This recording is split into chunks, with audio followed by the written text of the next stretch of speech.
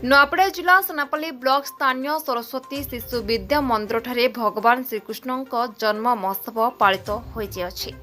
ଏହି ଅବସରରେ କୃଷ୍ଣ, ବଳରାମ, ରାଧା, ଯଶୋଦା, ଦେବକୀ, ବସୁଦେବ, ସୁଦାମା ଆଦି ପୌରାଣିକ ବେଶରେ ପ୍ରାୟ 220 ଜଣ ଶିଶୁ ଭାଇ ଭଉଣୀ ସଜ୍ଜିତ ହେବା ମୁଖ୍ୟ ଆକର୍ଷଣ ଥିଲା। କାର୍ଯ୍ୟକ୍ରମର ମୁଖ୍ୟ ଅତିଥି ଭାବରେ ଭୁବନେଶ୍ୱର ପଟେଲ ଯୋଗଦେଇ ଜନ୍ମାଷ୍ଟମୀର ମହତ୍ତ୍ୱ ବିଷୟରେ ସମସ୍ତଙ୍କୁ ଅବଗତ କରାଇଥିଲେ। ପ୍ରାରମ୍ଭରେ ପ୍ରଧାନ ଆଚାର୍ଯ୍ୟ ଚରଣ ନେତାମ ଅତିଥି ପରିଚୟ ସହ ସ୍ୱାଗତ ଭାଷଣ ଦେଇଥିବା ବେଳେ ପଞ୍ଚାନନ ନାୟକ ମଞ୍ଚ ପରିଚାଳନା କରିଥିଲେ।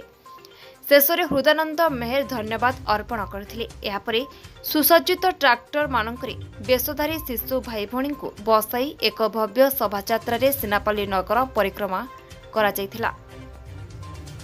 ଏହି ପରିକ୍ରମା ସମୟରେ ବିଭିନ୍ନ ଛକରେ ଶିଶୁଙ୍କ ଦ୍ୱାରା ଦଧିହାଣ୍ଡି ଭଙ୍ଗା ଯାଇଥିବା ବେଳେ ରାସ୍ତାର ଉଭୟ ପାର୍ଶ୍ୱରେ ସାଧାରଣ ଲୋକ ଶୋଭାଯାତ୍ରାକୁ ବନ୍ଦାପନା କରି ସ୍ୱାଗତ କରିଥିଲେ। କାର୍ଯ୍ୟକ୍ରମ ସଫଳତାରେ ବିଦ୍ୟାଳୟର ସମସ୍ତ ଗୁରୁଜୀ ଗୁରୁମା ଅଭିଭାବକ ସହଯୋଗ କରିଥିଲେ। ନୂଆପଡ଼ାରୁ ବୀରବଲ ପ୍ରଧାନଙ୍କ ରିପୋର୍ଟ, ସଂଗ୍ରାମ ଟିଭି।